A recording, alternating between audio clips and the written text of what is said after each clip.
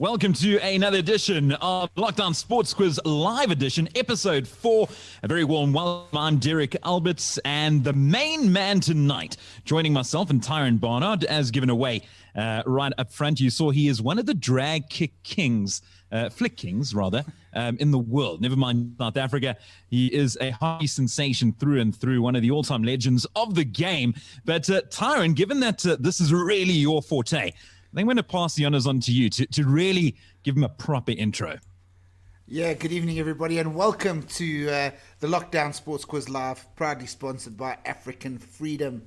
Tonight there is none other than the man who refuses to remember that he almost knocked me out when I was 18 years of old, standing at post while he flicked at my head. He says it didn't happen, but I still have nightmares to this day. He has got an incredible century minus a couple of test matches for South Africa. He's a Hockey India League winner. He's a Euro Hockey League runner-up. He's a star all around the world, and I can't say too much more about him. Ladies and gentlemen, it is Chris Morris, and it is Justin Reid-Ross. Justin, good evening and welcome to the show. Evening, guys. Thanks for having me. I feel like I definitely shouldn't have been introduced first in this one. Maury, you might have to have the introduction and take center stage after this. No. You can introduce him shortly because the Murray you refer to is the one and only Chris Morris, Proteas cricketer. But first and foremost, Justin, how are things going with you? Where do we find yourself right now? Yeah, good, thanks. I'm in Amsterdam. I've kind of been settled here for a good couple of years now, going on 10 actually.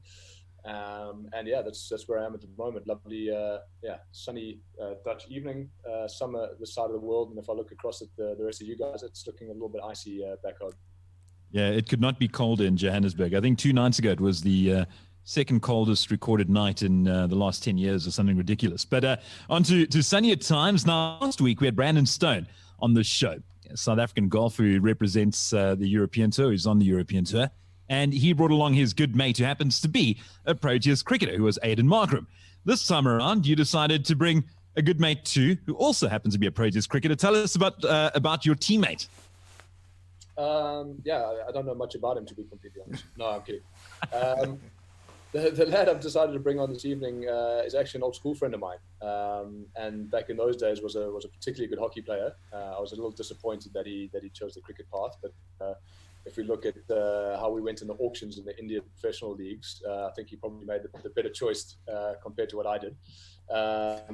Maury and I played a bit of hockey together, known each other for years, so I thought it would be a good one to have on the show tonight. You got to regale us with that story. I know you're telling us a bit about it off air regarding those separate auctions, the hockey one and the cricket one. It happened around the same time. Numbers a little different. Yeah, numbers were a little different. I think the base prices that we went in on were the same, if I'm not mistaken. He corrected me off air beforehand. I said he went for 20 times the base price. It ended up being a few times more than 20. Let's just say that I went for pretty much around the base price. So things were very, very different in those days. I think are still very, very different between the hockey and the cricket world. I realized very, very quickly in that moment that I made a really, really poor choice when I was 16 years old and decided to put down the cricket gloves. I couldn't get used to trying to keep off. He was just bowling all over the place at that stage. Maury, welcome to the show. We can let you back yourself up for a change. Well, I mean, listen, maths was never my strong point. So 20 times, 30 times, I don't know. Yes. Thank you for having me. Good to be here. No, it's fantastic to have you over. And I know both of you are regulars in the Lockdown Sports Quiz Tuesday night editions, which we host amongst a private collection of massive sports fans. And you are a couple that have been a small percentage of a huge part of what has made the Lockdown Sports Quiz so popular. Thanks very, very much. Ty, over to you. Well, first and foremost, let's click in and check in on the leaderboard. So like a cricket scorecard, like a hockey team list, this is it worked much better with a golfing personality. But it is a leaderboard.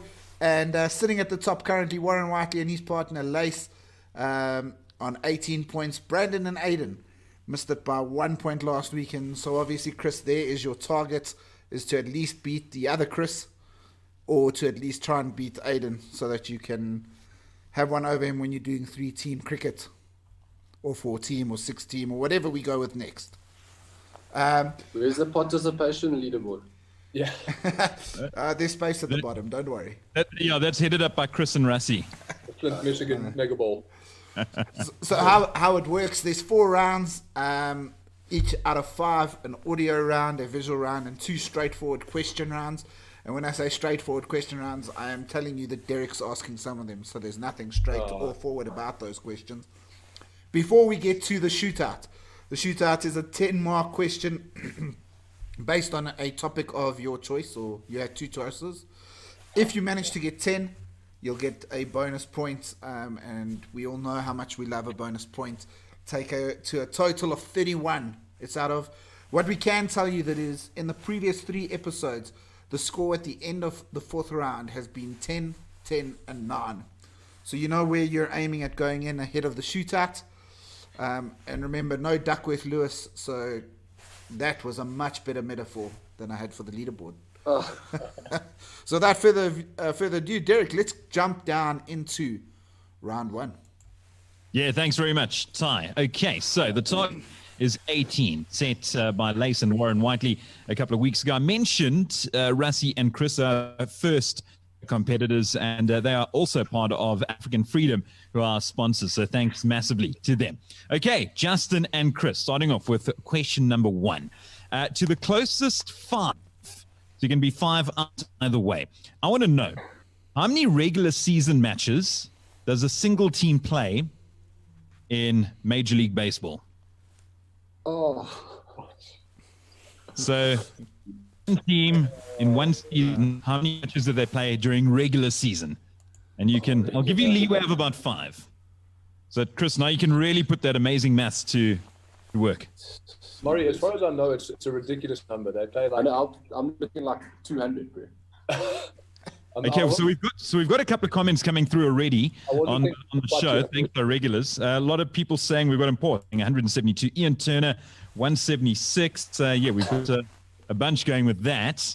Do you want to side with them, or can you work it out for yourself? I said something stupid like 200. Murray, okay, you were so- close. Yeah, okay, so you're closer than I am.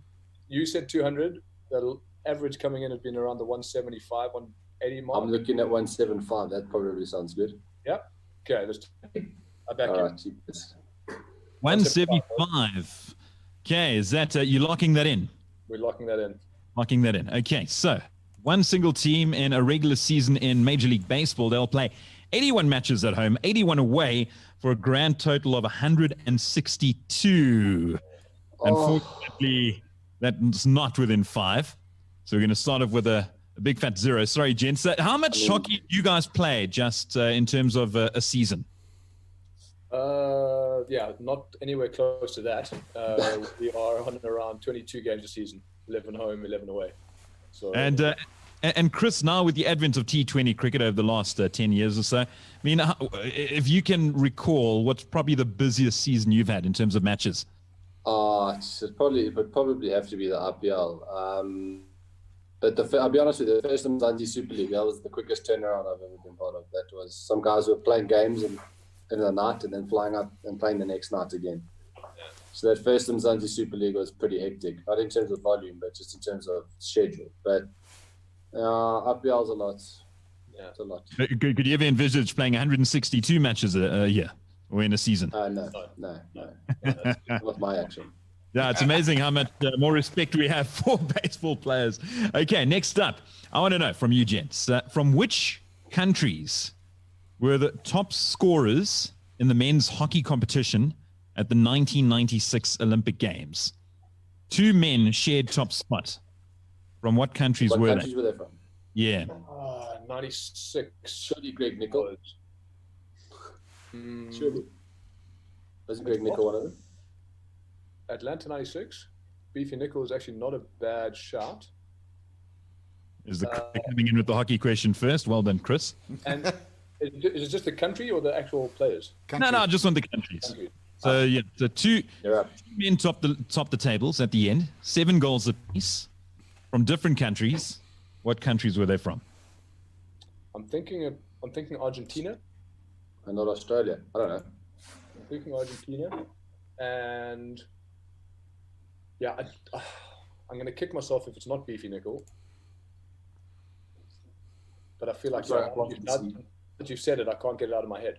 Yeah, it's like- Okay, let's go. Let's go South Africa and Argentina. South Africa and Argentina. You're locking that in. Okay, so South Africa, you would have guessed with Beefy Nickel. 100% correct. Well done, Chris Morris, on helping your hockey team on getting that one. Was Argentina represented at the top? No, it was a lot closer to home, Justin. It was the Netherlands. So we had a Dutch-South African link. It was Tuck van den Hornet. Hornets, yeah. Yeah. So, geez, not a great start. 0 out of 2. But You don't get a half point for that. yeah, I'll give you a half a point. Ah, No, take off. We'll give you a half a point. thanks. Okay, cool. That complicates the scoreboard. Thanks, Derek. I appreciate Yeah, it. I'll try and give them a half somewhere a little later. Okay, this next answer is for 1.5 points. I want to know, you gents, which South African has scored the most runs on his Test debut? Murray, you know, Jacques Rudolph. Jacques Rudolph? Jacques Rudolph. What's the, tell us the thinking behind it. It was an unofficial test. It was not an unofficial. Playing against Bangladesh, you got 200 and something. Stupid, I think.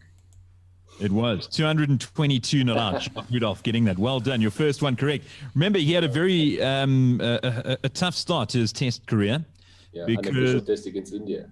Yeah, so that was the one. Then he was dropped at the end by Percy Son. And then the second time was where, I think it was, who was the match referee? Was it Mike Dennis?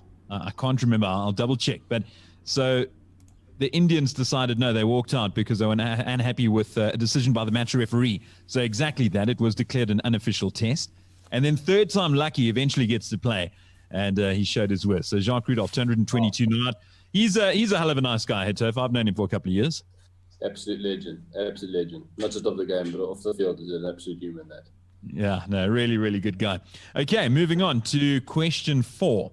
Now, Pete Sampras, this is a question I asked the other night, actually. Pete Sampras won 7 Wimbledon titles across 8 years from 1993 to the year 2000. Who was the only other winner during that period? So during his long run, it was split somewhere around the middle by one guy. Who was that guy?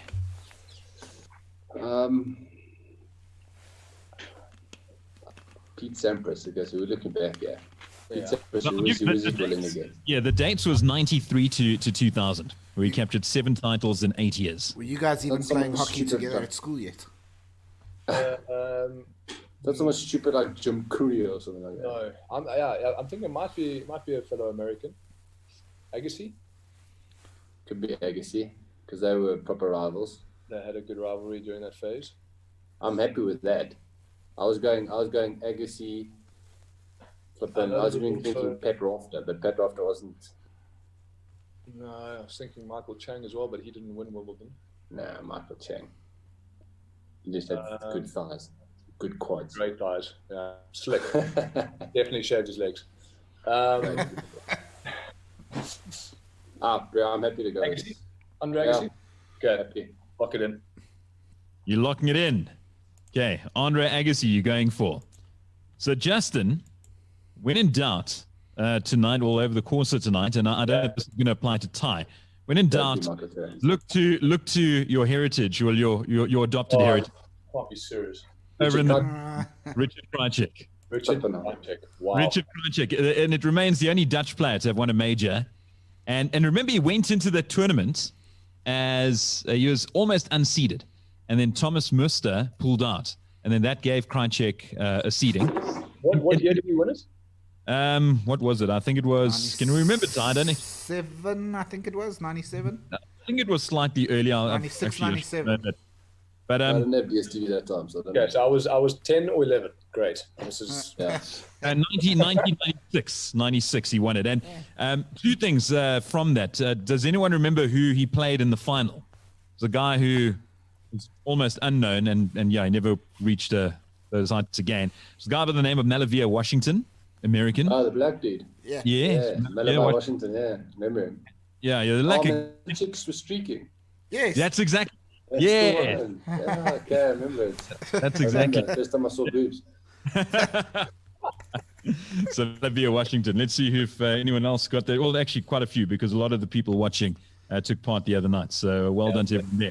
Okay, now for the final question. Now, I put this question out to the public, so everyone gets a chance to send in what they reckon is a good challenging question, and we chose and this one came from Stephen Rosenthal, and he says, who is the only South African to take a hat-trick in the IPL? IPL. Yeah. Only hat tricks from the IPL. I'm still trying to think. I know I played with an oak who got 3 in the IPL. Almost 4. but no, not South African. Because who are the bowlers? Imi? No. Not Imi. Yeah, that was my first thought, but not Jacques Cullis.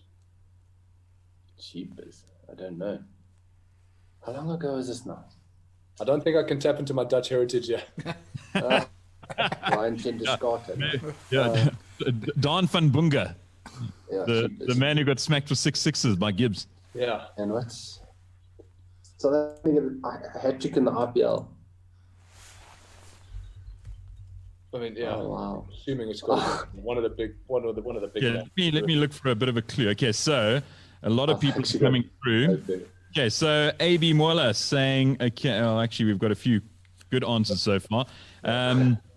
Ismail Patel saying, Abi, Joandra Hubert, congratulating Stephen on the question. Lace Hallendorf, who is the woman who's, funny enough, Lace sent in a question, and this is clever because Lace, of course, tops the log with Warren Whiteley. So she doesn't want you guys to win it. I've got a slightly out there option, not Micaiah. You know what? That's actually not a bad shot. Because you played for Chennai. Chennai, early days. Yeah? Locking That's not that a in. bad shot. That's not a bad shot at all, actually. It's a great shot. Playing for Chennai. Micaiah and Tini for Chennai. Yeah, great shot. Cool. Okay, so Mackay and Tini, Chennai Super Kings 2008 versus KKR. 100% correct. Well done, Jen. Oh, boy. Cool. Well done. And just going back to Lace Hallendorf. So now Lace is one of the target back alongside Warren Whiteley at the top of the standings. And she actually sent in a question recommendation. And hers was, who has the highest average on a Sunday batting left-handed in Test cricket over the last 150 years? So she wanted to make it as tough as possibly humanly possible for you guys. Any ideas, Chris? On a Sunday. Graham Smith. And Badham, true. Okay, if it's lefty, then it's got to be. Okay, so hey, well done. Thanks, Ty. You found the point 5, 2.5 out of 5 for the first round. Over to you, Ty. Yeah, thanks. Nice and easy. Nice Work, and Jess. easy. Yeah, gents. That half point is going to save us. Yeah, look, at the end of the day, if you win by an inch or you win by a mile or whatever the good man said in Any Given Friday. What's his name again? De Niro. It's a matter of inches. It's a matter of inches. Chino. I thought you were talking about Fast and the Furious. Yeah, it was Well Al done, Pacino. De Niro was definitely not there. But anyway, lucky that's not in this quiz. Before we dive into the questions, 10 years ago this week was the 2010 FIFA World Cup. Justin, you've been out of the country for a long time. Chris, you've been touring all around the world for quite a long time. Do you guys remember the 2010 World Cup, and were you here? Were you able to be involved? I wasn't in the country. I was actually playing a season in Australia, in Perth. And I actually had to come back for a visa situation. And I managed to organize tickets to one game. And it ended up being voted the most boring game of the World Cup. You guys will probably know this one. Paraguay, Japan, at Loftus. Coldest night of the year in Pretoria. Went to penalties. I was dressed well. And I had a terrible experience. So that is my entire 2010 World Cup in a nutshell. And yourself, Chris? I was based in Potchefstroom. I was part of the Lions Academy. And we were fortunate enough to have Spain walking around with us during our training grounds, which was pretty cool. But I was talking about it the other day. I finished training, the opening game of the World Cup. I finished training and I was either going to race home to Pretoria so I could watch the opening game of the World Cup with my dad, or I could stay in Potch. And I realized very quickly that I was going to miss half of the first half. So I decided to stay in Potch, watch South Africa, Simpiwe Shabalala score a goal, and then got absolutely blasted in Bourbon Street. It's not about me now, but I have a really cool story from that opening game. I was busy working at the time, and I was supposed to go with my brother to a football village, and mates of mine were taking Americans to the opening game. So now, obviously, I'd gone to work just in a Bafana shirt. It was kind of warm during the day. It got cold at night. And I got a phone call at 11:30 that the one American had missed the flight and they had a spare ticket for me. I just needed to get to Wits and meet them on the park and ride. Now, of course, I worked right across the road from Wits at a company that we don't have to talk about. So, managed to get to the game. Sat freezing in Soccer City watching Shabba score. When he scored, I hugged the Mexican guy standing next to me. When they scored, he apologized to me for Rafa Marquez scoring. And to this day, probably one of my favourite sporting memories when Shabba scored. Yeah. And that brings me to question one for you. I have gone with the 2010 World Cup question. And what you'll see on the screen, we have 4 footballers there. Ricardo Kaka, Xavi, Mesut Ozil, and Dirk Kuyt. I want to know, of these 4, so you got a 1 in 4 chance here at least, but of these 4, who got the least assists at the 2010 World Cup? Least assists? Yeah, 3 of them got 3 assists, 1 of them got 2 assists. Wow, Ty. I reckon Xavi, because they were. Oh no, Xavi, they won it that year. The next year they were cock. The next World Cup they were cock. Yeah. Well, that might be the trick question that's been hiding for us during the whole episode. Iniesta did everything.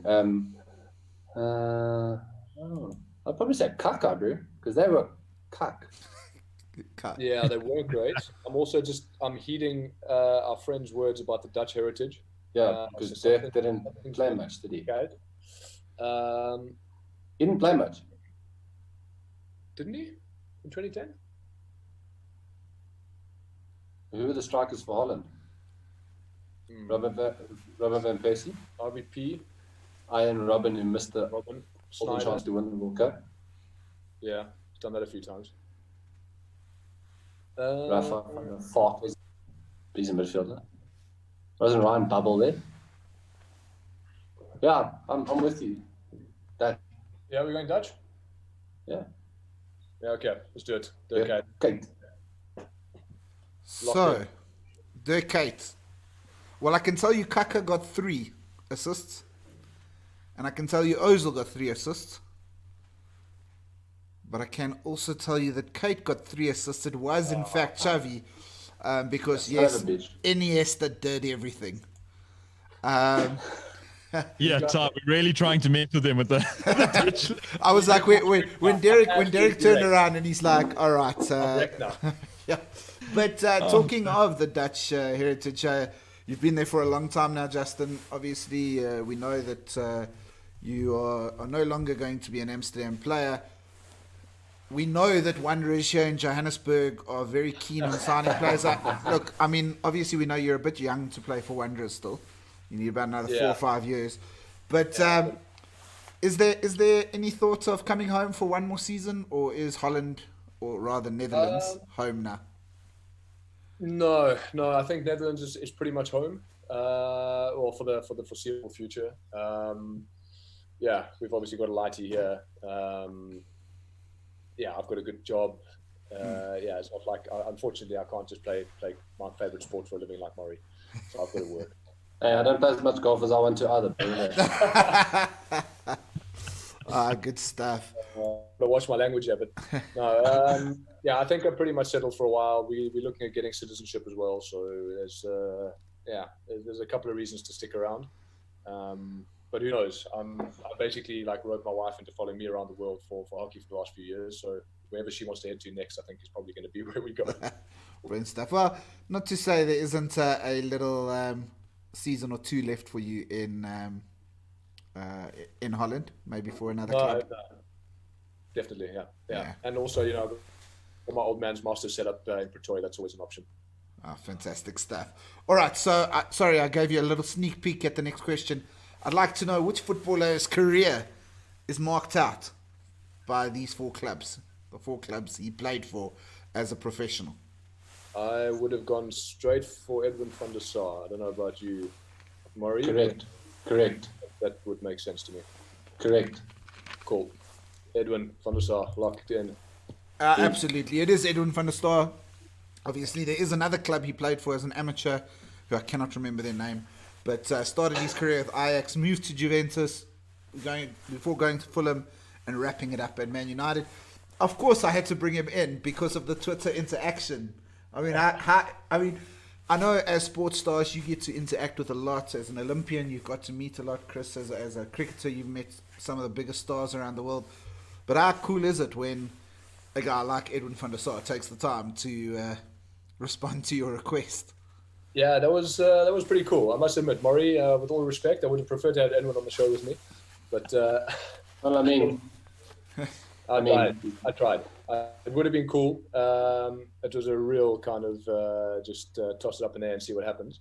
Didn't expect a reply at all, but yeah, pretty chuffed that I got a little shout out from Edwin. It was pretty cool as a lifelong United supporter, sufferer. Yeah. Well, I don't know if you've been a lifelong sufferer. Come step over to the red side of London, and then you know what real suffering is. No. It's only been the last 10 years or so, 8 years. Yeah. We've been suffering. Yeah. You have 8 years of it. Poor Liverpool, they had 30. Let's move on before I get knives thrown at me. All right. Question 3 in the visual. This German international was the top goal scorer at the Indoor Hockey World Cup. No, I know, Justin, you're not the most prolific indoor hockey player, but who is this man, top goal scorer at the 2015 Indoor Hockey World Cup? Funny enough, I actually do know this one because him and I actually played in the same team in the PSI series. Alex Otter, the big German unit who could bench press me and Murray and probably the two of you together at the same time. Yeah, so it is Alex Otter. I actually forgot you played in the same series as him. I must be honest, guys. We went out the one night for drinks with Alex, and he is prototype German. He does not smile. He does not laugh. We were having beers, and he's like, "No, I'm here for hockey," and we're like, "It's exhibition hockey." No, I need to be top goal scorer. And But yeah, obviously, Justin, you've got to play in a few of those exhibition type of games. You've got to play hockey with some really, really great people. Who tops the list? Who's been the one that's the proper feather in the cap? say Taki Takama, please. You just want to hear me say the name, don't you? No, he's awesome. I loved him. Yeah. Funny enough, I actually never played with Taka. I played against him quite a few times, and when he left Amsterdam, they had a couple of seasons where they didn't have a drag flick, and then I came in. So we actually didn't ever play together. But he actually coached me for a while. So he came over as like a drag professional at Amsterdam. So we worked together for a period, which was awesome. I mean, he's one of the guys I looked up to as a kid and wanted to learn from. And yeah, he is just a cool guy as well. So like that's pretty cool. But I think in terms of probably the best that top level player that I've actually played with and had some time to interact with was during Hockey Inter League with Runchi was Mo Förster, German captain. Just all around nice guy, good dad, good hockey player, good guy. Roomed with him for a while, full of jokes. Had a camera crew following him around the whole time. It was an interesting experience, but good man, and obviously he's got some history with playing in the PSI as well. Yeah. So just all around good guy. Well, before I head over to Chris, he played in a PSI tournament. There was 2,500 people at UCT. It was packed. They could only have 2,000. They had 2,500, and he tripped and fell into the grandstand.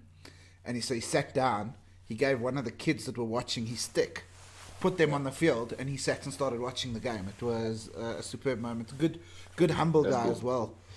Chris, what about yourself? If we talk about superstars that you've played along, and I mean, we obviously know your love for Faf du Plessis, but other than Faf, who goes to number one on the list? Oh man, geez, it's a tough one because I mean, there's so many different guys that I've taken so much from, different things that I take, but it's probably that I get on with the most. You'll laugh with me. I probably spend more time in the physio room just cracking jokes than actually being treated. Genuine, like I go for treatment or whatever, but then I spend an extra hour there just talking rubbish. But it's tough not having friends in the team. I think what's that? It's tough not having friends in the team. Well, fair enough. I mean, especially when they're all athletes, unlike myself, I have to be treated. Look, I think I told a story the other day where I walked into my first my first Proteas camp, and it was an Arabella, and I literally walked in wearing. I just got my brand new Proteas, kit Adidas, all of that, whatever stuff. It was still the old school gear. I was wearing everything all fresh. And I'd walked into a conference room where we were having a team meeting. And I literally sat there thinking to myself, Cheapers, I wonder if any of these oaks will mind if I asked them for a photo and an autograph. Because you had Smith, Barcher, Cullis, De Villiers. even Duplessis was there as a youngster, but you had Rudolph, you had Harris, you had these Oaks, you had Amla, and then you got Alan Donald as the bowling coach, Gary Gerson the head coach. So the proverbial cucking myself. That was probably my moment where I've gone, wow, this is unbelievable. Yeah, that's too epic. Yeah, that was cool. Yeah, you win, Chris. Well done. Well, I mean, what we had to do, Justin. All right, let's go on to question 4 of the visual. Have a look at this jersey. In 2006, Jake White was very pronounced in trying to get us to play in a commemorative jersey for one game. And just one game. It was 100 years of Springboks. I'd like to know who we played against in this jersey. Slut. Maury, I'm yeah. I've got a feeling it's Ireland. Yeah? It's just that's what my water tells me. I'm happy to go with it. My only question is, do the home team in rugby often plays in the away strip, right? It's a good point. But if you have a feeling it's Ireland, I'm happy to back you. I've got nothing. I was a matric in 2006. Originally 05, but I did the 6-year plan, so 06. I can't remember. So cool. My something inside me said Ireland. Do it. Ireland. We're in. All right, you're going to lock it in. I want to tell you that one of our Tuesday guests, a man named Pierre Willemse, I've asked him once, how many times have we beaten the All Blacks? And he told me every single game and every single score. He posted on the comments that this was against Ireland in Dublin, and we lost the game 32-15. Brian Abana played centre. Frans Steyn played left wing. And Pierre Willemse knows what he's talking about. It was against Ireland. It was in Ireland. It is correct. That makes sense. Yeah. Maury, that is world class, mate. So we played in this shirt and black pants. Andre Pretorius was our starting fly half. And we got completely thumped, 32-15, quite comfortably. And we never saw the shirt again. Yeah, it sounds like the Man United grey kit. Well, red MTN shirts, remember that? Oh, those were special. Although when we had Warren Whiteley on a few weeks ago, he said they quite enjoyed it because as soon as you put the shirt on, I mean he was captain at the time, so I think he had to enjoy it. But it's like in the pink, it's lacquer. Yeah, the pink's not bad, eh? I dig the pink. I think you guys pink looks cool. You say as you're wearing a pink Man United shirt. I can think of so many Reid jokes right now. Yeah, that's it. A family show, kind of, not really. All right, last one in the visual round. I want to know which 2 countries play for this trophy. Oh, cheapers. Hold on. Let me. I just want to see it bigger. Yeah, Chris, zoom in there, Bill. Okay, talk quickly, Tyrone. Which 2 countries play for this trophy? And everyone will be impressed that I did manage to crop it properly this time. I've accidentally left the name of the trophy in before. Which they still didn't get right though. Maury, yeah. It's obviously cricket. That's a safe guess. That's Kingsmead. I can give you the stadium's name. I can give you the groundsman in the background as well. Yeah, why did you ask who the groundsman was, guys? Oh, cheapers. That's, man. You said 2 countries, right? Yeah. That's not. It doesn't look. I want to say South Africa, England because of the Basil D'Oliveira trophy, but I don't know if that looks like Basil D'Oliveira. I mean, well, not the Nelson Mandela Cup, the Freedom Cup, so it's not India, and it's not Australian because we don't have a trophy for them. Let's just go with. I like the Basil idea. I don't. England, South Africa. England, South Africa. Good. Locking that in. Yeah. Well, what I will do is I will transition to my screen with a score of 4 out of 5 because that is the Basil D'Oliveira trophy and it is played for between England and South Africa in Test match cricket. It's a trophy that we unfortunately have not held for a while now. Correct. Chris, yourself from a Test match point of view, you've played a couple of tests. Is there ambition to get back into that, or are you happy being more of a limited over specialist as you've seen? I played 4 Test matches, which all of them were against England. I have 2 test centuries while I was bowling, so I've done well there. But no, like I think the longer format for myself, fortunately, is done. As much as I love playing 4-day cricket, I'm not saying that my 4-day career is over per se, but I think my test career is done. I think the guys that are coming through now are obviously playing really nicely. I've got some young fast bowlers, strapping guys that can bowl 20 overs a day, unlike myself. So I think the limited overs will be my forte going forward. But yeah, like I said, the odd 4-day game, if needed, will be lucky to play. Good stuff. So at the end of 2 rounds, you guys are sitting on a very good 6.5 out of 10. It's definitely above the average. Derek, can you change that up with the dreaded round There's 3? always a fall from grace just around the corner. Yeah, here we go. It's audio section. Many have stumbled at this mark. Murray, I'm just going to come back to the cricket, though. So I was in Manchester last year for that World Cup clash against Australia where you guys won, finishing off on a high.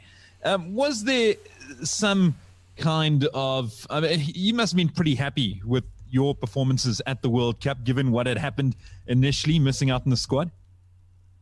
Yeah, I mean, like I'll be honest, I was just there. It's going to sound horrible because you're representing a country at a World Cup, but because I wasn't part of it originally and I knew technically my South African one-day career was at the time, just because of what had happened just before the World Cup. I literally arrived there going, right, I'm having as much fun as I possibly can on and off the field. And had a proper jolt, enjoyed my game, enjoyed everything about being at a World Cup. It took everything in, experienced as much as I could, and I think it showed in my game. I was just having a lot of fun, and I think a happy Chris Morris was a dangerous Chris Morris. So yeah, it was lucky. It was good, especially to beat Darcy. It was nice. Yeah, I reckon I can imagine, Just, that would be a brilliant way to go about things now, taking that lesson to try and forget every single pressure. I mean, it's a lot easier said than done, but just to go in and have fun. Definitely. Yeah, I mean, that's what sport's about at the end of the day. I think that's what we tend to forget sometimes, playing at top level. Yeah, and I don't necessarily try and compare myself to Murray and playing at a Cricket World Cup or footballers that are playing like in front of hundreds of thousands or tens of thousands of people every week. But there is that kind of level of pressure that I think you tend to put on yourself to perform that can sometimes outweigh the feeling of I'm actually here to enjoy the game. So yeah, I think that's an incredible approach for Murray, and obviously it paid off at the time, and I think will pay off for him in the rest of his career. Well, a very apt comment coming through. That's when Justin says to me, how many Olympic rings do you have, Murray? And I'm like, fair enough. Well, I'm not going to get into my story about the Olympics because I'm not sure if that can actually happen. I'm sorry. Yeah, we can, but a little later. I can't wait. So make sure that people. Let's just say I made an appearance in the background of a fairly famous, I guess TV series or documentary about somebody that we both went to school with. Something that I'd prefer not to actually go into detail about. Oh, I'm excited. Yeah, please enjoy more of that wine and divulge a little bit more a little later. Go get more beer. There's a nice little comment that came through from A.B. Moala who said, Chris Morris, the Dennis Rodman of the Proteas. Okay, Surely. Murray, get that beanie off, pal. I want to see what hairstyle you're rocking. Boy. Okay, into the sound. First and foremost, all you need to do is identify who the people are. So, first one, who is this person? Well, I think that it is without doubt that the future of Test cricket is changing, and there are a lot of factors that have come into it. One is free agency and franchise cricket, the spreading of the game of cricket across borders that are not very familiar with Test cricket, nor have the heritage and tradition of cricket to actually have Test cricket take hold. See Murray nodding profusely. Nodding along there. I'm leaving this one up to Kumar Sangakkara. Kumar Sangakkara, one of the gentlemen of the game, also one of the greatest players that played the game. Was it his voice? Of course it was. Congratulations. Legend. So, 1 out of 1 so far. Okay, moving over to the second one. And I think that you're going to have to lean a little bit on Justin for this one. Ik heb er hartstikke veel zin in. Ik kan niet wachten voor de eerste training. Er is heel veel werk te doen. Maar ik zie er heel erg naar uit. Who's that, Chris?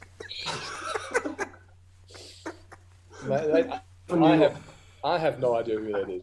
You're gonna have to give me one more shot at this. Okay, I'm going to give you one more shot. And should I give you the sport? Yeah, I'll give you the sport. It's football. So here we go. Ik heb er hartstikke veel zin in. Ik kan niet wachten voor de eerste training. Er is heel veel werk te doen.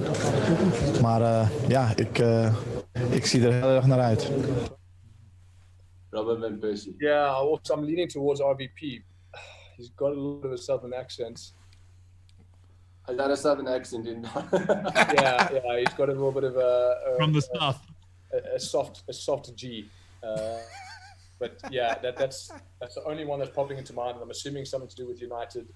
There might be a little bit of a hint there. Let's go with RVP, Robert Van Persie. Well, I can guarantee you that it does have a Dutch link this time around. Yeah. How long did it take you to pick up Dutch, Just? The first 4 years I lived here, I didn't speak a word of it. I had a South African coach at the club I played at, and lived with another South African, a Chinese guy, and 2 Koreans. So learning Dutch wasn't exactly a priority. And then I moved over to Amsterdam, where our coach, Alison Annan, is married to a Dutch woman and speaks fluent Dutch. So she was like, look, we are doing everything in Dutch. You've got to figure it out. So that first year playing for Amsterdam, I kind of just started picking up bits and pieces and saying to my teammates, look, we're only going to speak Dutch. And by the end of that year, I'd kind of picked up enough to have conversation. And I guess once you've got a bit of a base, I kind of just went from there. And now I'm pretty confident. I work kind of full in Dutch, and most of my conversations that happen here today are in Dutch. So anybody that knows me, if there's anybody that's watching this that's over here in the Netherlands, is going to kick me if I get this wrong, but I probably got it wrong. So to be fair, I mean, it's not like you gave away any answers in what you were saying. So a couple of comments coming through. Ruud van Nistelrooy, RVP has been mentioned, but it was indeed Jimmy Floyd Hasselbank. Yeah. Yeah, he was about 13th on my list of names. So He's one of the few guys that have scored over 100 Premier League goals, if I'm not mistaken. I think, Ty, would that be correct? Yeah, and a couple of perfect hat-tricks. I think he's one of the few that have 2 or 3 perfect hat-tricks, left, right. Yeah, perfect hat-tricks. We discovered that last night. Left foot, right foot. Yeah. So quite a massive list of achievements, and one guy that often gets forgotten. Okay, next up, who's this guy? Last year was my first year without playing. Didn't regret it one bit. I miss being on the field and whatnot, and the excitement of being out there and playing rugby with your mates. But I really haven't missed it, so I know that it was the right time to finish. And nobody likes someone that keeps trying to hang on, cling on too long, and especially when there are young guys champing at the bit to have their place and stuff as well. So I'm happy where I am now. I think I'm learning quickly. Where were you born, Just? I was born in Stellenbosch. Oh, wow. Okay. Yourself, Murray? Pretoria, born and bred, Blue Bull. Okay. Ty, you Joburg, eh? Yeah, Joburg, born and bred, but cheetahs. Okay, so this guy wasn't born in any of our places, but fairly close to. Okay, so I'm assuming it's probably Clyde Rathbone. Yeah. Let's play it again. Born. Just hold on. Here we go. Last year was my first year without playing. Didn't regret it one bit. I miss being on the field and whatnot, and the excitement of being out there and playing rugby with mates. But I really haven't missed it, so I know that it was the right time to finish. And nobody likes someone that keeps trying to hang on, cling on too long, and especially when there are young guys champing at the bit to have their place and stuff as well. So I'm happy where I am now. I think I'm learning quickly. Born on the coast. I'm feeling like that's more of a New Zealand accent, though. Yeah, I know, but how many South Africans are playing New Zealand? Yeah, well, everyone goes to Australia because New Zealand will eat you. Obviously, one. It's only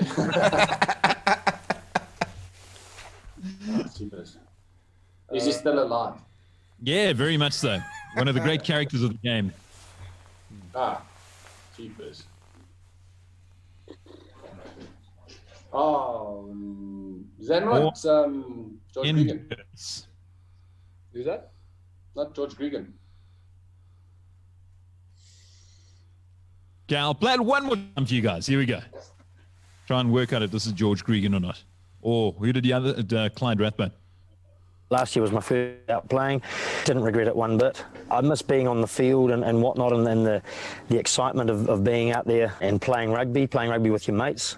But you know, I really haven't missed it, so I know that it was the right time to finish. And you know, nobody likes someone that keeps trying to hang on, cling on too long, and especially when there are young guys champing at the bit to have their place and stuff as well. So I'm happy where I am now. I think I'm learning quickly.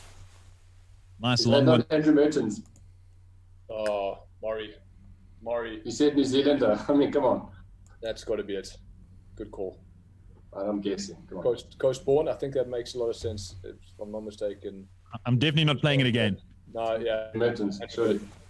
Andrew Mertens, you locking that in? Yeah. Correcto. Durban born, didn't last so very long. Over to New Zealand, went to Christchurch Boys High, and since then, always. And I remember him giving the Blue Bulls and Loftus fans. I remember watching the Auckland Blue or the Crusaders, and he literally kicked a drop kick over in this 82nd minute, and he gave Loftus the big.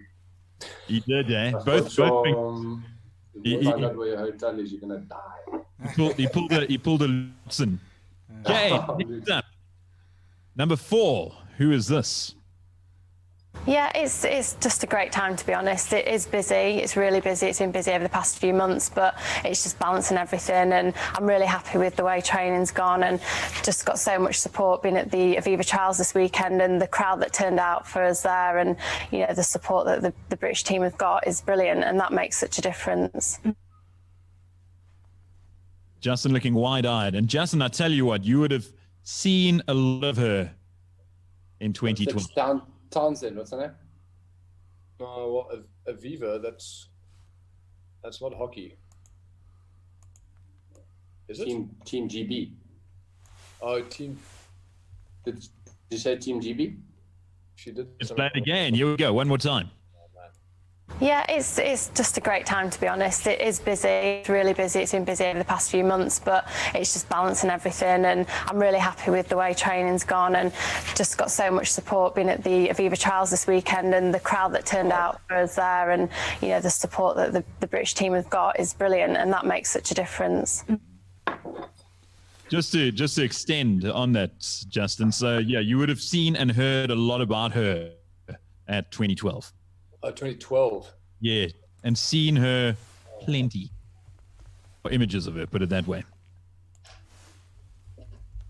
Ty, do you have any idea? I know who this is. Oh, do you? Cool.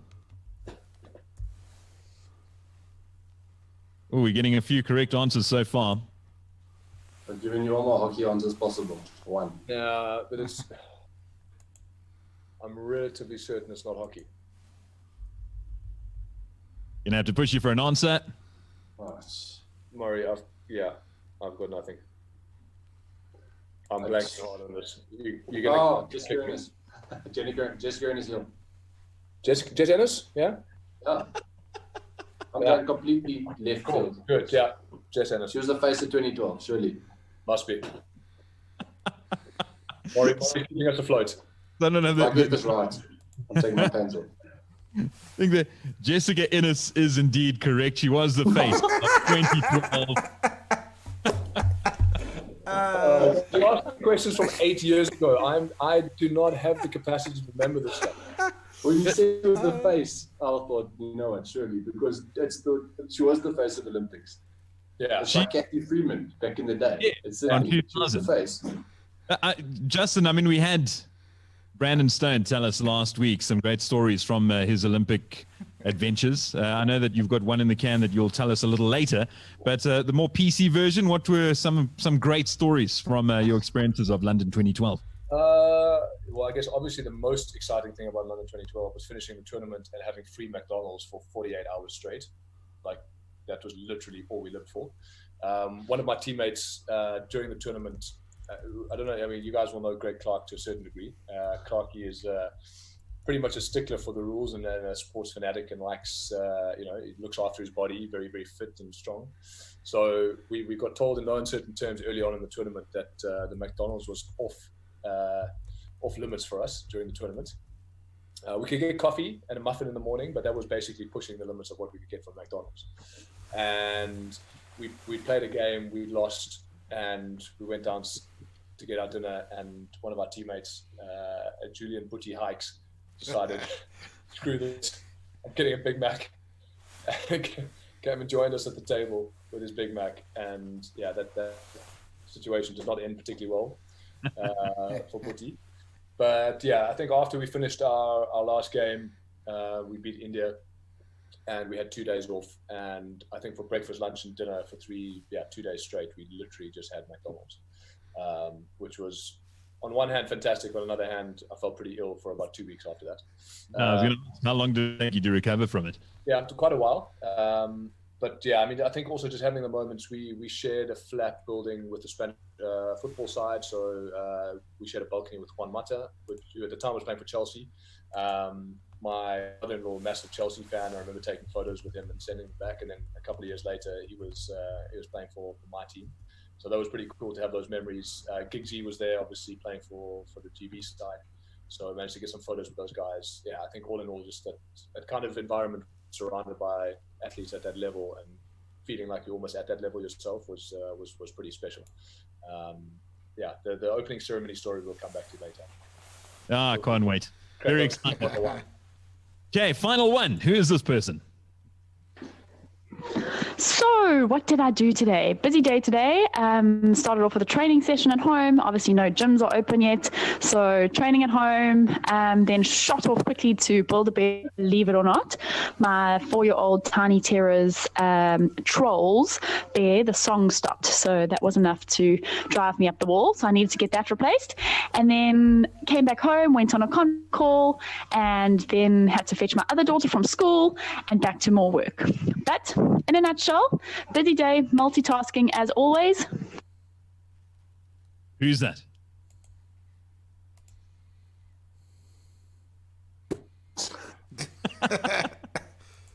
Close. This Justin, sounds so close. bad, but there's so many Joburg moms that do that every day, I reckon.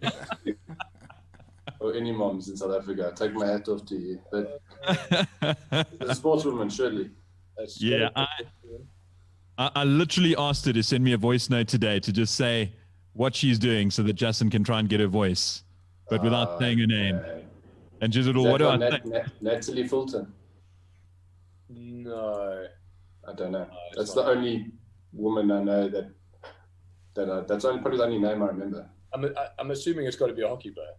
Yes, surely. So It's definitely South African. Okay, one more time. Okay, one more time. Here we go. So, what did I do today? Busy day today. Started off with a training session at home. Obviously, no gyms are open yet. So, training at home. Then shot off quickly to Build-A-Bear, believe it or not. My 4-year-old Tiny Terror's Trolls Bear, the song stopped. So, that was enough to drive me up the wall. So, I needed to get that replaced. And then came back home, went on a conference call, and then had my other daughter from school and back to more work. But in a nutshell, busy day, multitasking as always. Oh, man. Ty, you obviously know. I actually spoke to this person on Instagram Live today. Oh, wow. Um, Oh, she actually added that at the end and I cut that out. Funny enough, she said, yeah, I'm getting ready for my Instagram interview. I'm trying so hard to think, but I've literally got absolutely nothing. A lot of comments coming through, all saying Peter Coetzee because everyone knows when it comes to Ty, you say Peter Coetzee. Or as Brandon didn't like to refer to as Peter Coetzee, definitely him, Peter Coetzee. Literally last week, that's what they said. Is it Build-A-Bear? Is Bear a South African thing? Yes, massively. Oh, okay. 5, 4, not Roxy either. No, 3. I'm nothing. It was SA indoor hockey captain Cindy.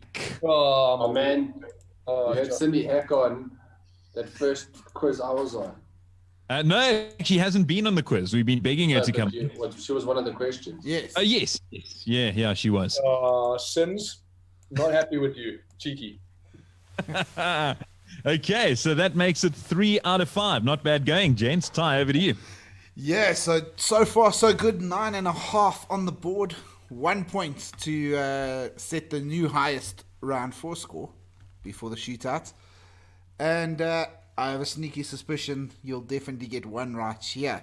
So my first question is hockey, and that means we'll stay with you, Justin. But knowing the way it's gone so far, Chris will probably get it right. In 1998, the FIH introduced the Hockey Player of the Year award. Who was the first ever woman winner of the Hockey Player of the Year? 1998. Oh, wow, that's a while ago. Oh, my word.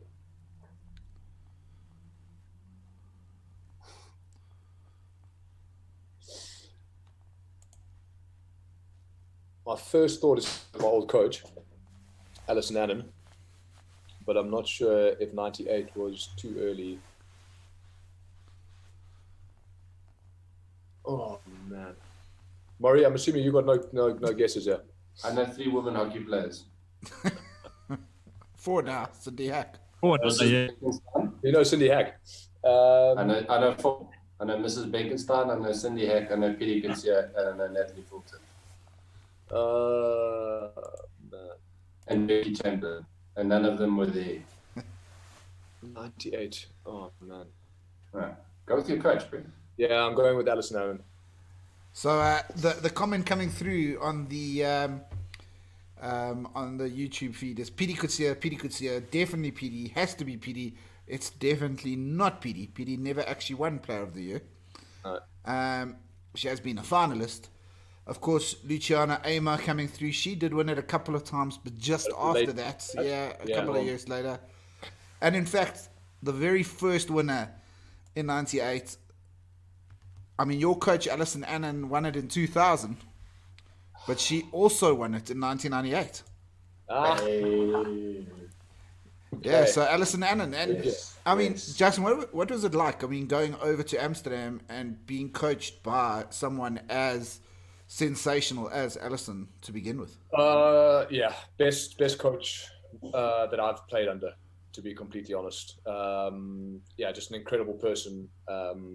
Obviously, as an athlete, she was magnificent, but just as a coach, her level of empathy, I think, just getting to know her players and the time and energy that she spends putting into her players and stuff off the pitch was massive for me. Obviously, as this kind of wide-eyed South African kid coming over to the oldest club in Europe, or in the Netherlands at least. You know, it was kind of nerve-wracking those first couple of weeks, and she just settled me down completely, gave me all the confidence, and yeah, we still keep in touch. We still chat regularly, do coaching sessions with the kids. Just a lovely, lovely person. So yeah, somebody that I've been lucky enough to work with, and yeah, just an incredible person all around. So I'm glad I got this right. She would have absolutely kicked me strong. So you can show her the video now. I'm going to. Don't show Cindy Hack the video. No. Don't. Certainly going to avoid it. All right. So Chris, we're moving on to your sport of choice now. Golf. Yeah, that's it. So we all know that the President's Cup has not been a very happy place for the internationals. But there are a few South Africans who've actually played in a President's Cup match or a year and not lost. I want to know how many South Africans have played in the President's Cup and experienced the sheer joy of not losing. So the draw and the win. Yeah, how many? Including captains. Non-playing captains. So non-playing captains. So if one of their South Africans have won, does that count as a win for them? Yeah, that would be. Oh, okay. So non-playing captain. I think Uncle Gareth's player would have to be one of them. Yeah. So that's one. So remember, I just need a I'm number. trying to count. Yeah. I'm trying to think. I must be careful of. I must be careful of not just going. Yeah. You're right. Yeah, you're right. Keep going. Okay.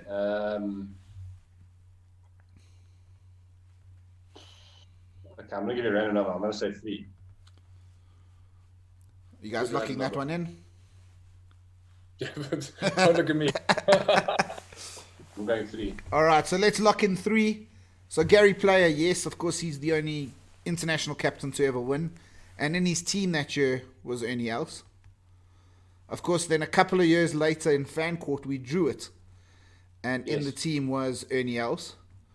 So it counts as 1 there. Retief Goosen and Tim Clark. So it is 4 South Africans. So for the first time in a while, I get to say, sorry, guys, you're incorrect. That's okay. That's okay. We've got to make it fair for everyone else. But let's now go to the sport you're employed to do, Chris. So we've had hockey, we've had golf. In cricket, how many international sixes has Chris Morris hit? Oh,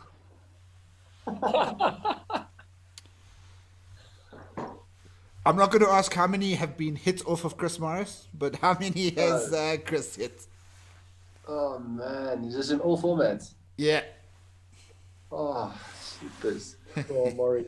And I tell you what, Yeah, I'm trying to I will count accept 1 either side. So I'm you've got trying a to range of remember 3. all the 6s I picked now. Justin, how many And do you there think aren't Chris many, has that's hit? There aren't many, that's the worst part. Oh, jeepers. Oh, it's a lot. Sorry, when you say there aren't many, is that like less than 10 or? No, it's more than 10. Yeah, that's a good start. It's less than 10, I'm quitting. I reckon, oh, cheapest. 25. You guys want to lock that in? I'm backing Maury. How many 6s? Well, I mean, when you guys were playing cricket at school, who hit the biggest sixes? You're talking to him. Both of you. I mean, who hit Yeah. the biggest sixes between the two of you when you were playing at Oh, school? no, listen. Justin's a hockey player. Justin was a good sweeper. Yeah, good. Yeah, I just patted them down to the fine leg and took the single. That's it, boy. good stuff. Well, I can tell you that there's 0 in test matches. Yes, I know that. There's 5 in T20s Yes. and 15 in ODIs. So it is 20. 20. 20. I think He's you probably done got that in one game already. Yeah, probably. He's definitely done it. He's definitely done it in the RPL before. No, I'm caca. 20. I've got to get those numbers up. Those are rookie numbers. All right. Well, I did say I like to include other sports. Usually it's hockey, it starts, but here's a question I did ask on Tuesday night. I like the way you just put hockey and darts in the same realm there. Thanks. I mean, well, that's because those are my loves, Justin, and they both, except darts, maybe gets a bigger audience sometimes at Ali Pali. Yeah. But I rate hockey guys are probably the closest to being able to drink with the darts players. So I agree with that. all right. So in women's tennis, they introduced the world rankings all the way back in 1975. I want to know, have a guess. How many different women have held the number 1 ranking? You guys were blitzing. 20 each side? Yeah, like, so about 100 each way. No, How many different women have held the world's number 1 ranking? Since 1978? 5. 75. So 78 would have been 75. Okay, now it makes it more accurate for me. Hold on. Yeah. I think I mean, the only clue I can give you is that one of them is Steffi Graf and another is Serena Williams. Okay, so we've got 2. Justin, I've given a guess of a number. It's your turn. Yeah, okay. Oh, bud. This is ridiculous. I mean, Steffi That's would have held it for fairly long periods of time, That's a lot of years. but that is a lot of years. And They were still playing in long pants in 75, bro. Well, none of us were there. oh man, I literally got no idea. 43. Well, hold on. It's more. Yeah, not a bad shot. I'm trying to think of how many years ago that was. Yeah, I'm trying to think that as well, but also like trying to take into consideration how many people have had it for an extended period of time. Yeah, that's what I said. It's a good shot. I mean, it's 45 years, 44 years. Because 2020 has kind of been cancelled. So I guess that's a damn bad guess then. If you've given me that. Oh no, just because you were saying that, and I'm a numbers person, so and I know Chris prefers a scoreboard, so I was just trying to. Cool. Well, let's go for an answer. Should I take 10 off that? Yeah. So How much leeway are we getting here? 1 either way. You go. 33. 33. We're gonna lock that in. You're not that far away. No, you're not that far away. But it's incredibly this. I didn't know this when I read the question. It's incredibly only 27. Because Steffi Graf essentially held it for 10 years in terms of weeks, and Serena a lot. So well done. You got a lot closer than a lot of people. And your last question from my round, which has become the hardest round, that never happens for me. So thank you very much, Justin. I've been holding on for 18 years for revenge. Finally. So what it's like standing on post to Justin Strike Flicks. No, I'm just kidding. Right, you're based in Holland. You're a football fan. So simple question: who's the all-time top Dutch goal scorer in terms of international football? Ooh. Okay, we can work this out. So it's not rude. No, it's not rude.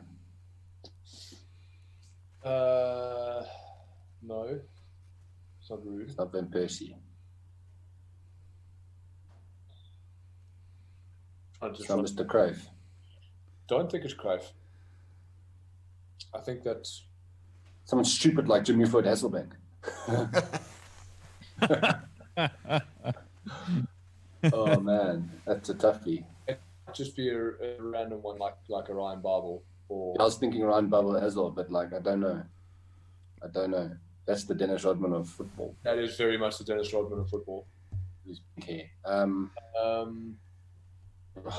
I think back a little bit. Wesley Sneijder is also not a bad shot, I reckon. Not a bad shot. Robin, very good shot, except for in the World Cup finals when they're open goal. Yeah. Well, most finals. That's a tough one. Sure, that's a tough question, man.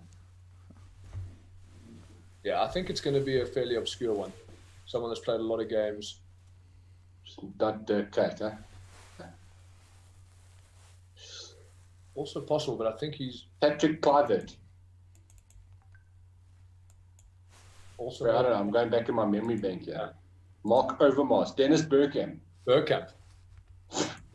at the names, bro. This Bergkamp might not actually be a bad shot, considering the question and who's posing it. As a Gunners fan. No, I don't want to talk about my club today. Okay, so that's a bad shot. That was a bad clue. I'm going to keep quiet now. All right. Pierre van Hooijdonk? Jeepers. It's a massive name as well. I don't know. I don't know. So over on YouTube, we've got Van Basten, Kluivert, RVP, Klaas-Jan Huntelaar, Bergkamp, Ruud van Nistelrooy. Those are the options coming through. The one name that wasn't read out there was Wesley Sneijder. Yeah, I know, but Wesley Sneijder was also a midfielder. Yeah, look, I can't read something if it hasn't been typed. Yeah, okay, I don't know. You're the captain. I'm the captain. You're the captain of the ship. Should we just go around and go Babel? I don't think it is though. Not Ryan Babel. I don't think it's Ryan Babel. That's a terrible decision. Go Bergkamp, bro. Bergkamp? Oh man, he didn't fly anyway. Yeah, let's do it. Oh, he didn't fly anyway. You go. Kluivert or Bergkamp? You go. You decide. No. Go with your heart. Go with my heart. Jeez. Then I'm going Jaap Stam. No, I'm joking. Yeah, okay. Patrick Kluivert. Lock and load. Patrick Kluivert is the answer. I can tell you Schneider's name eventually did come up on the YouTube, but it's irrelevant because it's not him. No. The right answer was on the YouTube feed. So Klaas-Jan Huntelaar lies second. Second. No, he lies second. But I thought as a Man United fan, the two of you would jump at this. That's why I put it in there. I call him Judas. You call him Robin van Persie. 50 goals on the dot. 50 goals. I think it's 92 caps. But that means it's a 1 point round. And my questions were a lot harder than I thought they were. So it puts you on 10.5 going into the shootout. Nobody likes Robin van Persie unless you're a Man United fan. Legend of the game. Yeah, for one season for you guys. But anyway, we don't recognise him at Arsenal. We took his... That Anyway, kind of honest hurt you guys, doesn't it? I digress. It's fine. We made up for it. We gave you Sanchez. So, going into the shootout, the shootout, we'll give you two topics, and you will have 1 minute. We will take the first 10 names that you mention. Obviously, unless you say no, scratch that. But once the 1 minute is up, whatever names haven't been mentioned, obviously time is up.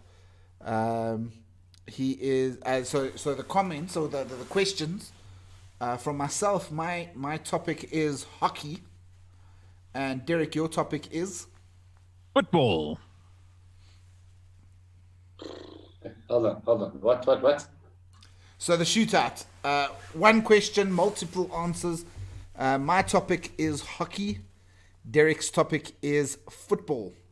It's up to you guys now to decide which one of those topics you want to go for in trying to sneak through here into the top of the leaderboard. Well, I mean, both of us know a lot about football, and only one of us knows. Only one of us knows hockey, so I think football's got to be the way to go. Yeah.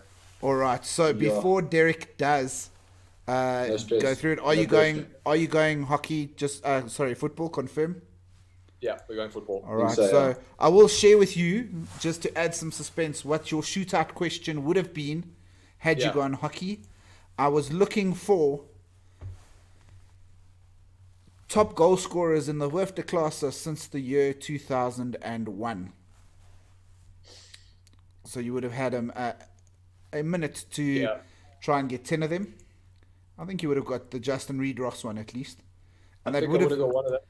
And you would have got I think I actually would have actually had a pretty good run at that. Yeah. I think I would have gotten Justin Reid-Ross as well. Yeah. and Taika Takima. Yeah, you could have got Taka as well. Yeah. Stijn de Nooijer. Actually, you know a lot about hockey, Chris. You do. But you didn't go. Pretty well there. Yeah, you didn't go hockey. You went football, which means I hand you over to Derek. We might actually regret this, Chris. Thank you very much. Okay, so it's a subject that both of you know very well, and it's very close to both of your hearts, so it should be fairly easy. Who knows? But given the fact that you crashed and burned in round 4, this is going to make it extra spicy. So I want to know, and Ty's going to set the clock shortly. Remember, you've got 1 minute to name 10 names, and I need the exact 10 names because I want to know from you gents the top 10 players who have played the most matches for Manchester United in the Premier League. Yeah, Ryan Giggs. And your time starts now. Giggs, Scholes. Schmeichel. Okay, Rooney's got there. Cool. Giggs. And Scholes, Giggs. Brian Robson. Premier League? I don't know. Premier League area. Brian Robson counts surely. And Schmeichel, you've got 5 more to go. 35 seconds. Gary Neville. Definitely. Yeah. And David Beckham. Yeah. Beckham, okay, you've got him. So 3 to go. Class of 92. Nicky Butt. Roy Keane. Throw in Phil Neville. Roy Keane. 10 seconds. 7, 6. That is 4 answers. We've got Nicky Butt there. Rio Ferdinand. Ferdinand. Time is up. Time is up. Up. Okay, so let's go over that list. So I wanted Premier League. Top 10 appearances for Manchester United. First out of the gates, you said Ryan Giggs, 100%. 632 appearances, phenomenal. Paul Scholes, you mentioned next, and he's next on the list with 499. Gary Neville, you mentioned next, I think. Or did you go for Wayne Rooney? Gary Neville, 400. Wayne Rooney, he's certainly there, 393. You sneaked in there with Roy Keane. He's certainly on the list, 326. Rio Ferdinand, he's definitely there, 312. You mentioned Brian Robson. You mentioned Peter Schmeichel. You mentioned Nicky Butt. You mentioned Dave Beckham. Unfortunately, gents, those four are not there. So the men you did get right, Ryan Giggs, Paul Scholes, Phil Neville, Wayne Rooney, Roy Keane, and Rio Ferdinand. What are the other ones, if I may ask? Who were the four? Okay, so just looking at the rest of them. Michael Carrick, you didn't mention. David De Gea, he had 304. Dennis Irwin, 296. And last in the list of 10, Patrice Evra. Oh, big. 6 points. Not bad. Not bad. So, Derek, let's head over to the leaderboard. 6 points. Takes you guys up to 16.5. Half a point behind Brandon and Aiden. But you are ahead of Rassie and Chris. And Warren and Lace, hang on for one more week at the top of the leaderboard. Thoughts on that finish, gents? Nah, I'm upset I didn't get Dennis Irwin. Yeah, I'm grumpy about Irwin. I think we Or should. De Gea. As well. De Gea is an obvious one. I've been playing since he was 12. Yeah. I won't lie. I did actually go, I think this might be a little too easy. Let me go back. And then final thoughts, I thought, no. I reckon let's give you guys a chance. But The problem is with this kind of stuff, when you've got a minute, is that you fly through your answers. Yeah. Before you know, you're just throwing out random names. you got, the nice thing is that you got it nice in terms of systematically with the first 3 or 4. I mean, you actually gave them in the order in which they were. But then it all fell apart. Yeah, That's all right, then. just like Not lost. Tyrant. Gents, it's been a privilege. Thank you so much. It's been so great having you on board. Yeah, thanks, guys. That was Been lucky, man. that round 4 has killed us. Tyron, never forgiving you for that. I'm sorry. I will never ask you a Chris Morris question again. 1975, eh? You know, 75 tennis, yeah, thanks. you know where it all fell apart was when you got Cindy Hack wrong. So when you, Yeah, thanks. and then, I think that your confidence was blown, Yeah, no, that was shot on. Right? and then it went downhill from. Let's be honest, Maury kept us afloat tonight. So if it wasn't for him, we wouldn't be on 16 and a half. I think I might have just added a half point, and that's about it. I think answer of the night definitely goes to Murray with Jessica Ennis. That was very well played. Yeah, that was class. You gave it to me with the face of 2012. Yeah, Derek, well played, Derek. A great assist there. But yeah, gents, obviously, thanks very much. Justin, good luck for the next phase of your career. We chat some more with Hockey, the podcast as well. We'll be having a good follow-up with you.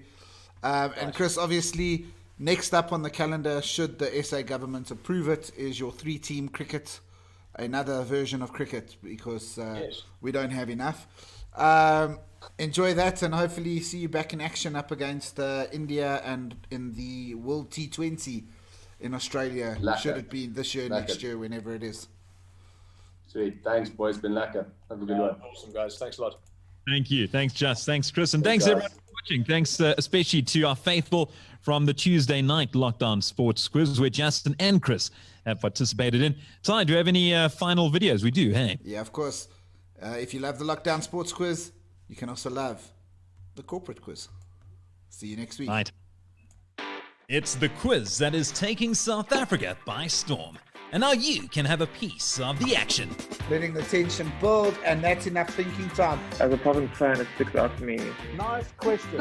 The Raider Media Lockdown Sports Quiz has been a massive hit, with hundreds of sports fans and stars having been put to the test by hosts Derek Alberts and Tyron Barnard. And due to public demand, it's going corporate. With the lockdown putting an end to social events for the foreseeable future, You need this to keep the game alive. Oh, this I should know. get the Raider Media team on board to host your corporate quiz, with staff competing from the comfort of their own homes. And if sport isn't your thing, fear not, as any subject is offered, all tailor-made to suit your company's needs. The Lockdown Corporate Quiz. Email info@raider.media